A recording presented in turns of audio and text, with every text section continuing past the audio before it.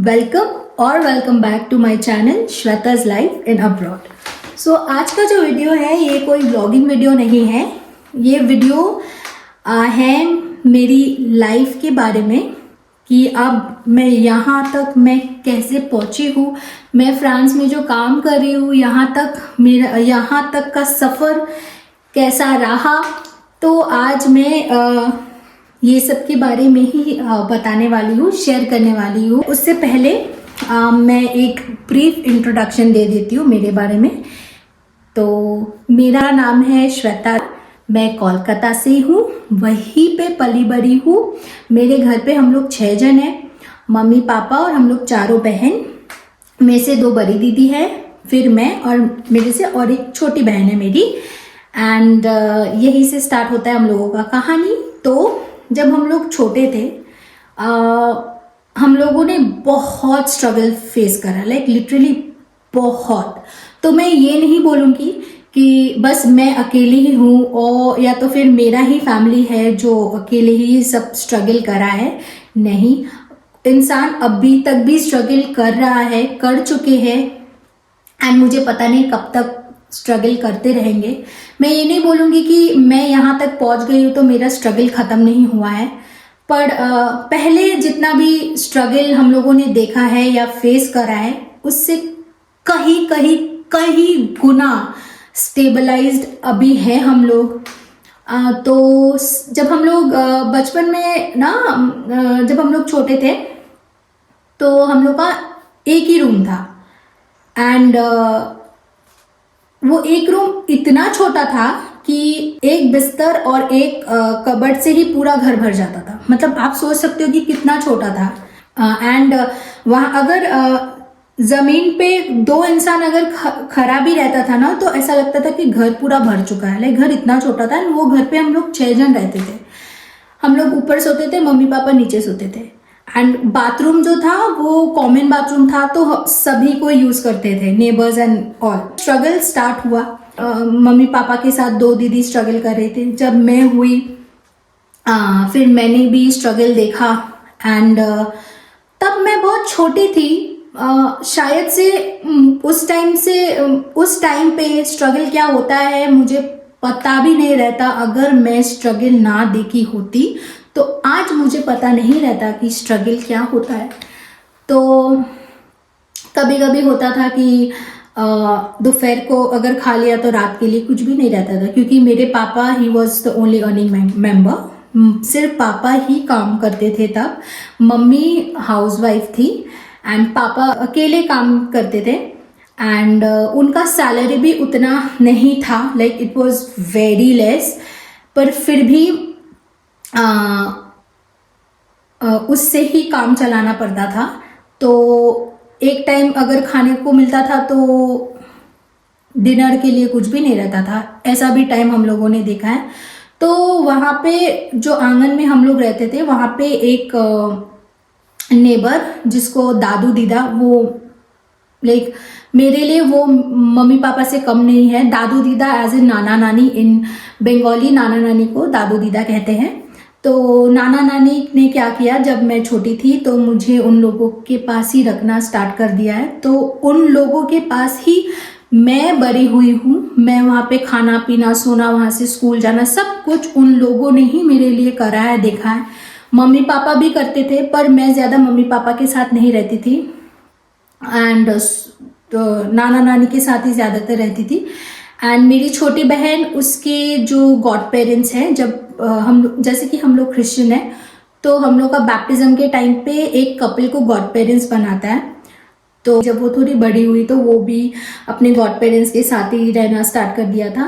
मतलब वो वहीं पे बड़ी हुई है, तो मेरे जैसे ही वहीं पे खाना पीना, सोना, स्कूल जाना, सब कुछ वहीं से। एंड मेरी जो मछली वाली दीदी है वो एक आंगन में ही और एक आंटी रहती थी, वो लोग के पास ही रहती थी। वो मतलब मम्मी पापा के साथ भी रहती थी एंड वो लोग के साथ भी रहती थी। पर मेरी जो बड़ी दीदी है अकेली बस वही थी जो मम्मी पापा के साथ ही रहती थी एंड किसी के भी पास नहीं जाती थी। तो मोस्टली सबसे ज़्यादा स्ट्रगल उसने करा है और उसने देखा है। एंड हम लोगों ने देखा है पर उसने वो स्ट्रगल सहा भी है, ठीक है। बिकॉज मैं नाना नानी के साथ रहती थी, तो मुझे ये लोग बहुत कम बताते थे कि ये हुआ है वो हुआ है। एंड मेरी बड़ी दीदी ऐसी थी ना कि अगर वो नहीं भी खा के है पूरे दिन, फिर भी वो किसी को ये भनक तक नहीं आने देगी कि नहीं वो भूखी है। So she still like that till date, वो ऐसे ही है। मतलब वो किसी को भनक तक नहीं आने देगी कि कुछ हुआ है उसके साथ, जब तक कि लाइक हम लोग जो है ना, हम लोग बहुत अच्छे तरीके से उसको पहचानते हैं, तो हम लोग देख के ही बता देंगे कि something is wrong with that. पर बाहर वाला ना, वो पता ही नहीं चलेगा कि उसके मन में, उसके दिमाग में क्या चल रहा है। तो वैसे ही वो जैसे थी वो अभी भी वैसे ही है। ऐसा ही प्रॉब्लम था, सोने का प्रॉब्लम, इधर उधर करके सबको सोना पड़ता था। जब तक मैं नानी के घर नहीं गई थी, मतलब जब तक मैं मम्मी पापा के साथ रहती थी, सोने में बहुत तकलीफ होता था। तो हम लोग यहाँ वहाँ, मतलब नेबर का घर पे, रिलेटिव्स का घर पे हम लोग जा जा के सोते थे। एंड ऑनेस्टली अगर हम लोग का ये स्ट्रगल अगर नहीं होता, तो मैं सच बोल रही हूँ, मुझे ना इंसान पहचानना मैं नहीं सीखती, मैं सच में नहीं सीखती। बट बिकॉज ये सिचुएशन, ये स्ट्रगल हम लोगों ने देखा है, फेस करा है, तो हम लोग बहुत अच्छे तरीके से सबको पहचान गए, लाइक एवरीबडी। मैं किसी के बारे में बुरा भी नहीं बोलूँगी, बट मैं एक चीज़ बोलूँगी कि टाइम सबको सिखाता है, सबको दिखाता भी है। एंड वो सेम चीज़ हम लोगों के साथ भी हुआ है, हम लोगों को दिखाया भी है और सिखाया भी है। इस बारे में ना मैं कंप्लेन नहीं करूँगी, क्योंकि सीखना गलत नहीं है। अगर आप खराब देख रहे हो रहा है, एंड उससे आपको एक मॉरल ऑफ द स्टोरी मिल रहा है, जो कि वो moral of the story is good, तो वो कभी बुरा नहीं है, वो अच्छा है। तो इसीलिए नो कंप्लेन्स। एंड उसके बाद पापा ही काम करते थे, तो ऐसे होते गया। फिर मम्मी ने क्या किया, दीदी को पहले बोर्डिंग में डाला, एंड फिर उसके बाद दीदी के बाद हम लोग गए। पहले तो दीदी जब बहुत छोटी थी, क्लास 2 में थी, तब से वो गई थी। एंड जब दीदी क्लास 8 पे थी, तो मैं क्लास 5 में थी तब। तो मम्मी ने हम लोगों को भी बोर्डिंग में डाल दिया। भला मैं ज़्यादा देरी तक नहीं रहा बोर्डिंग में, मतलब 6-7 महीना ही थी, उसके बाद वापस आ गई। एंड दीदी, दोनों दीदी थे for a long time, like 6 साल तक दीदी लोग बोर्डिंग में थे। तो फिर मम्मी ने क्या किया, बोर्डिंग से निकाल दिया। एंड मुझे भी बिल्कुल भी बोर्डिंग पसंद नहीं था, तो हम लोग सब बोर्डिंग से निकल गए। एंड देन उसके बाद पापा का हार्ट अटैक हुआ। एक तो घर पे इतना फाइनेंशियल इश्यूज, ऊपर से पापा का हार्ट अटैक, तो इस वजह से मम्मी को भी काम पे निकलना पड़ा। एंड मम्मी घर घर पे काम करती थी, ये बोलने में भी बिल्कुल शर्म नहीं आती है, क्योंकि she worked. And mummy papa काम कर करके हम लोगों का सब शौक पूरा करा है। तो ऑब्वियसली मैं हेजिटेट नहीं करूँगी ये बोलने के लिए। एंड उसके बाद मम्मी काम पे जाना स्टार्ट करा है। तो फिर मम्मी भी जब काम करती थी ना, तो उतना भी फाइनेंशियली हम लोग स्टेबल नहीं हुए थे। तो फिर उसके बाद दीदी अपनी पढ़ाई छोड़ के वो भी काम पे लग गई। एंड फिर मजली वाली दीदी, उसने भी उसकी पढ़ाई छोड़ के काम पे लग गई घर संभालने के लिए। एंड देन जब हम लोग थोड़े बड़े हुए, तो फिर मम्मी पापा को ये समझ आया कि नहीं, कितना दिन और दीदी लोग दूसरे के घर पे सोएंगे, हम लोग भी बड़े हो रहे हैं। तो इसीलिए पापा ने क्या किया, जब दोनों दीदी काम करना स्टार्ट करा है, पापा ने रेंटेड हाउस लिया। तो तब से लेके, मतलब इट्स ऑलमोस्ट नाउ 12 इयर्स हो गया है, ठीक है। अभी तक रेंटेड हाउस में ही हम लोग रह रहे हैं। तो हम लोग रेंटेड हाउस में शिफ्ट हुआ है। होने के बाद दीदी की शादी हो गई।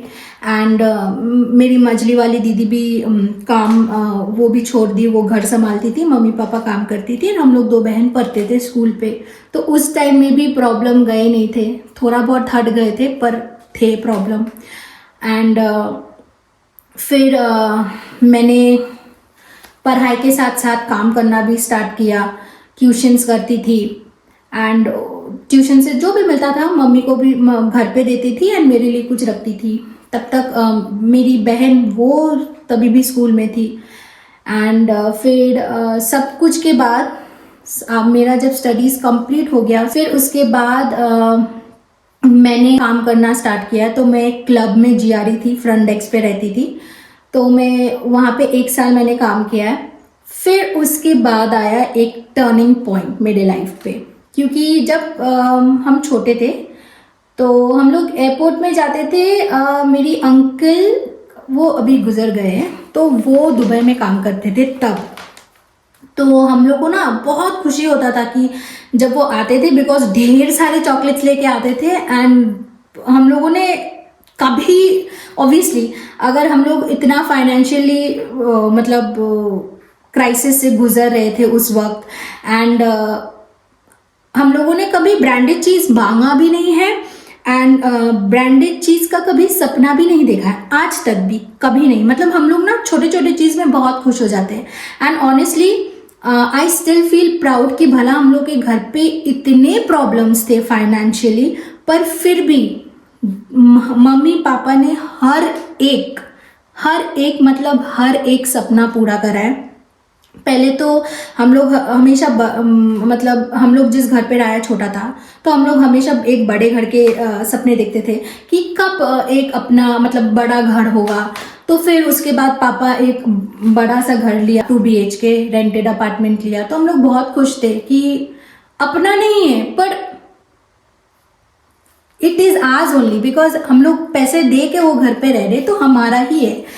फिर हम लोगों का शौक था कि दूसरे के घर पे देखते थे कि पेट है, तो मम्मी को बोला था कि हम लोग को भी एक चाहिए। भला मम्मी उस वक्त नहीं लाके दिया। एंड एक चीज ना मैं अभी भी मतलब भगवान को ही थैंक यू कहना चाहूंगी कि फाइनेंशियल क्राइसिस था, मम्मी से पापा से चीजें मांगती थी। एंड एक चीज है कि हम लोग को देन एंड देयर कभी नहीं मिला। अगर मिल भी जाता ना, तो आज स्ट्रगल क्या चीज होता हम लोग को पता नहीं रहता। तो मम्मी पापा ने लेट से दिया सब कुछ, पर हर एक चीज दिया है। मैं कभी नहीं बोलूंगी नहीं दिया है। एंड मैं फिर भी नाना नानी के पास ही रहती थी। जब मैंने काम करना स्टार्ट करा है, सब स्टडीज एंड एवरीथिंग के बाद, तब मैंने मम्मी पापा के साथ रहना स्टार्ट करा था, क्योंकि नाना नानी का जो बेटी है वो लोग शिफ्ट हो गए थे। दीदी का भी बेबी हुआ था, तो नाना नानी उनके पास जाके रहते थे बेबी के लिए। तो इसीलिए मैं अपने घर चले गई थी, मैं घर पे रहती थी। एंड नाना नानी के पास भी आती थी, घर पे भी रहती थी। तो ऐसे करके मैं रहती थी। मेरे नाना नानी मम्मी पापा ने हर एक चीज मेरा पूरा करा है। मेरा क्या, मेरी मम्मी पापा ने तो मतलब चारों बहन का सपना पूरा करा है। एंड नाना नानी ने भी कंट्रीब्यूट करा है मेरे सपने को पूरा करने के लिए। जो भी है, तो उसके बाद पेट जब हम लोग देखे तो मम्मी उसको बोला, मम्मी हम लोग को घर में भी एक डॉगी चाहिए। तो मम्मी पापा ने वो दिया। एंड उसके बाद गर्मी इतनी हो रही थी, तो फिर मम्मी पापा ने अपने रूम के लिए नहीं लाया था, पर हम लोगों को एसी, मतलब हम लोगों के रूम पे एसी लगा के दिया था। टर्निंग पॉइंट का बात मैं आती हूँ। जैसे कि मैं बोल रही थी कि अंकल को जब छोड़ने जाती थी एयरपोर्ट में, वहां पे जब पापा एयर हॉस्टेस को देखते थे ना, मतलब क्रू लोग को, तो मम्मी पापा को ना ही always dreamed of making me a cabin crew. ठीक है, तो तब से मेरा भी वो एक ड्रीम बन गया था कि नहीं, even I want to become a cabin crew. क्योंकि वो लोग का जो हाउ दे कैरी देमसेल्फ, वो लोग का पर्सनालिटी मुझे बहुत अच्छा लगता था। तो बेसिकली इसी वजह से मुझे भी बनना था, एंड इसी वजह से पापा मुझे ये कैबिन क्रू बनाना चाहता था। तो फिर जब फर्स्ट काम का 1 साल जब हो गया, तो एक इंटरव्यू में गई मैं कैबिन क्रू के लिए, मैं सिलेक्ट हो गई। And that was a turning point, क्योंकि मैं यकीन ही नहीं कर पा रही थी कि मैं कैबिन क्रू के लिए सिलेक्ट हो गई हूँ, वो भी इतने बड़ी कंपनी में। तो मुझसे यकीन नहीं हो रहा था। तो फिर तब जाके लगा कि नहीं, अभी सब कुछ सही होने वाला है, अभी सब कुछ नॉर्मलाइज होने वाला है, सब कुछ ठीक हो जाएगा, everything will come back to its place. Because financial crisis तो पीछा ही नहीं छोड़ रहा था, कुछ ना कुछ तो प्रॉब्लम आ ही जा रहा था। तो अभी मुझे लगा कि नहीं, अब मैं कैबिन क्रू जब मैं बन जाऊंगी, उसके बाद से सब कुछ सही हो जाएगा, ठीक हो जाएगा, नॉर्मल हो जाएगा। तो मैं बहुत खुश थी। And it was a mixed feeling, मतलब इमोशनल हो गई थी, एक्साइटेड हो गई थी, मतलब सब मिक्स्ड फीलिंग काम कर रहा था। तो फिर मैं दिल्ली में गई मैं अपनी ट्रेनिंग के लिए। वहाँ पे 3 महीना ट्रेनिंग करने के बाद मुझे बेस मिला था कोचिन केरला। जब मैं फ्लाई कर रही थी तब सब कुछ सही था। फिर फोन कॉल आया कि पापा का सेकंड अटैक हुआ है। तब से हुआ और एक स्ट्रगल स्टार्ट। फिर मैं वापस कोलकाता में आ गई एंड पापा का ट्रीटमेंट हुआ बिकॉज 2 आर्टरीज कंप्लीटली ब्लॉक्ड थे, तो इसीलिए स्टेंट बैठाना पड़ा दोनों आर्टरीज में। तो फिर मैंने ट्रांसफ़र लिया कोलकाता में। मैं कोलकाता से ही फ्लाई करती थी। तब तक पापा बेड रेस्ट पे थे एंड ऑब्वियसली अगर आप काम नहीं करोगे तो आपको पैसा भी नहीं मिलेगा। तो पापा को ऐसा करके 2-3 महीना तो पापा का बेड रेस्ट ही था। आई थिंक 2-3 महीने से ज़्यादा उतना भी याद नहीं है मेरे को। तो फिर भी because I was working, mummy was working, तब तक बहन भी काम करना स्टार्ट कर दिया था। यहाँ पे मैं पहले काम करती थी एज अ जीआरई, वहाँ पे बहन गई थी काम करने के लिए। तो सब कुछ फिर भी ठीक ठाक चल रहा था। फिर से पापा का ब्रेन स्ट्रोक हो गया। तो उनका एक साइड गिर चुका था, ठीक है। तो जब उनका एक साइड गिर चुका था तो इट वॉज नॉर्मल कि वो और काम नहीं कर पाएंगे। तो हम लोग कभी एक्सपेक्ट नहीं किया था कि हम लोग के फैमिली में एक इतना बड़ा डिजास्टर हो जाएगा। And to us our father is everything, ऐसा है। तो पापा का ऐसा हो गया है तो हम लोग like literally we were broken कि हम लोग क्या करें अब। The lord is so good कि अगर आप पापा को अभी देखोगे ना तो आपको यकीन नहीं होगा कि हाँ उनका ब्रेन स्ट्रोक हुआ था। He is completely fine, absolutely fine. वो पापा काम कर रहा है, पापा काम में जाता है, ठीक है, like everything is again back to normal. और एक चीज मैं स्किप कर गई, जब पापा का हार्ट अटैक हुआ था उसके बाद मैंने एक लोन लिया था। तो मैंने क्या किया, वो लोन लेने के बाद ठीक ही चल रहा था, ईएमआई में सब कुछ दे रही थी क्योंकि मैं फ्लाई कर रही थी। फिर मुझे रियलाइज हुआ कि मैं जितना फ्लाई कर रही हूँ मेरा तबीयत उतना खराब होते जा रहा है, ठीक है। तो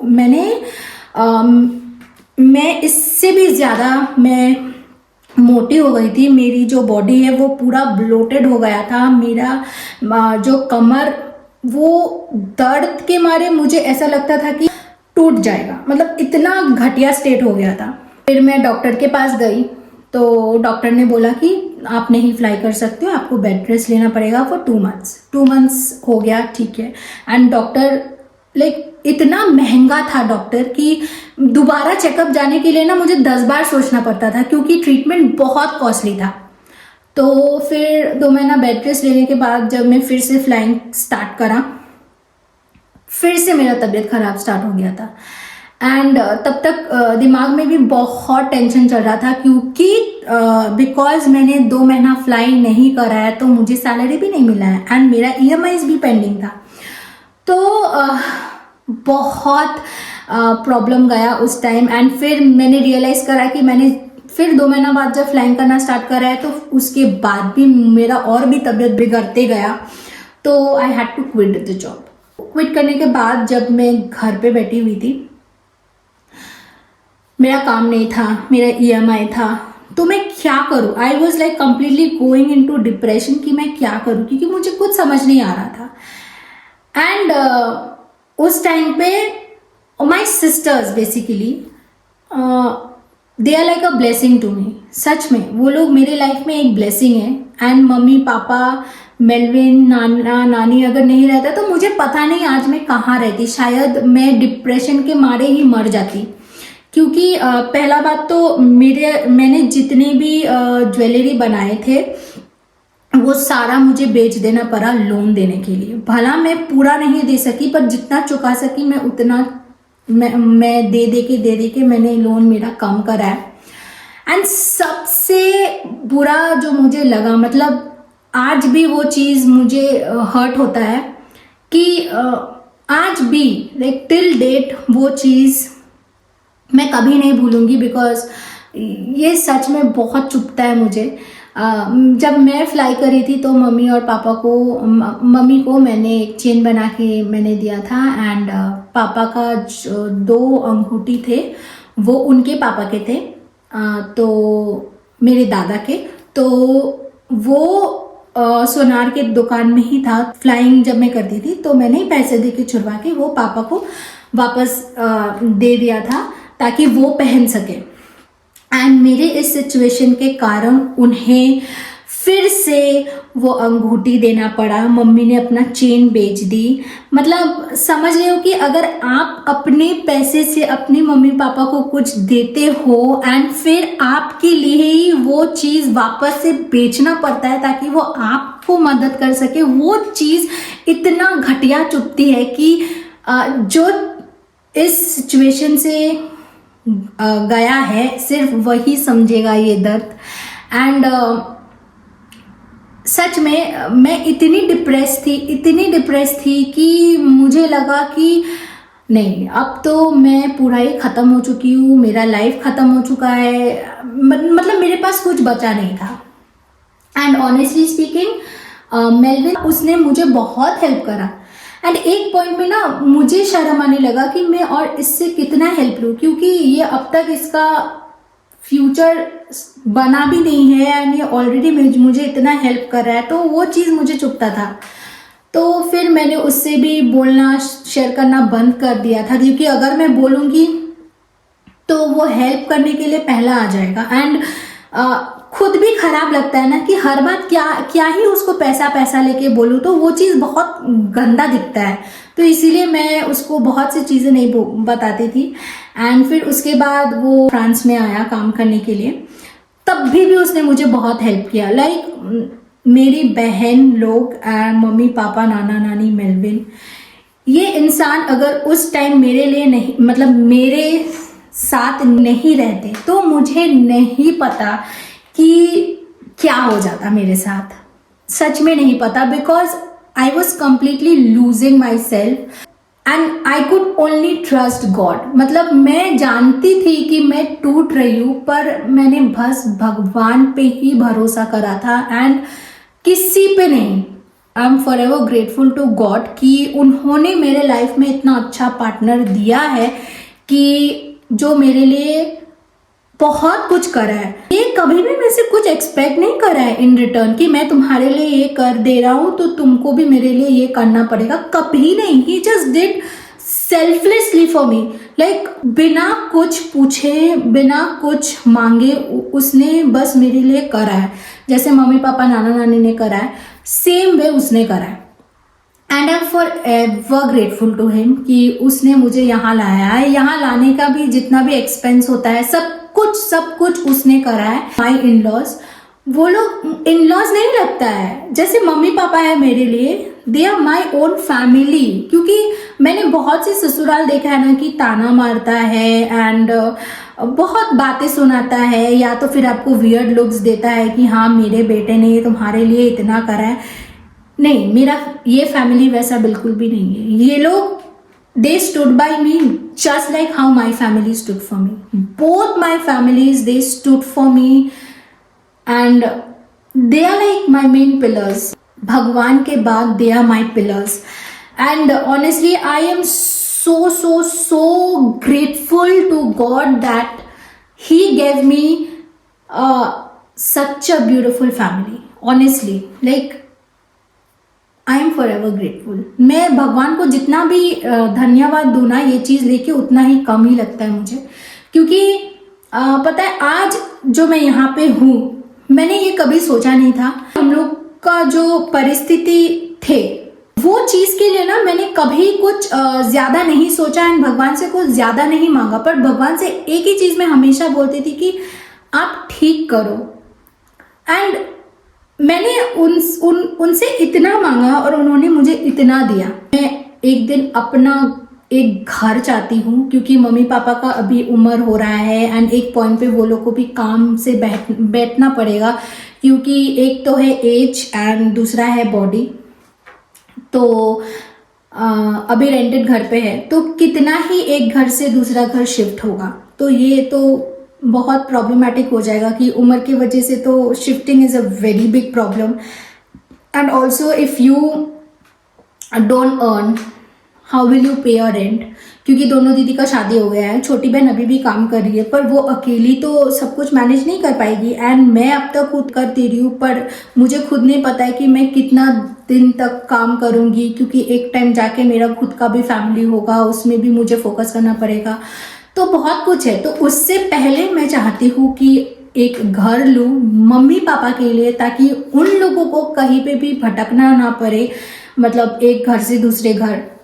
जब मेरा भी डाउनफॉल चल रहा था, मैंने बहुत इंसान को देखा है कि खुश थे मेरे डाउनफॉल से, बिकॉज मैं कभी किसी का बुरा नहीं चाहा और बुरा नहीं सोचा, इसीलिए भगवान ने मेरे साथ इतना भला करा है। And I am forever grateful to him for this, कि मैं भगवान को यही हमेशा बोलती हूँ कि मुझे ऐसे ही रखना है, किसी का ना किसी के बारे में बुरा सोचना है, और ना किसी के बारे में मैं बुरा चाहती हूँ कि हाँ वो लोग के लाइफ में भी बुरा हो, क्योंकि मेरे लाइफ में हुआ था।